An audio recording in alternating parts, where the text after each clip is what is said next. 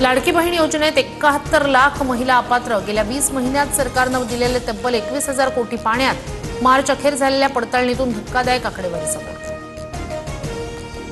राज्यातील नद्यांचं प्रदूषण कमी करण्यासाठी सरकारचं मोठं पाऊल।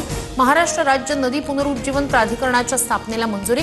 प्रदूषण मुक्तीसाठी राज्यात स्वतंत्र प्राधिकरणाचं कवच।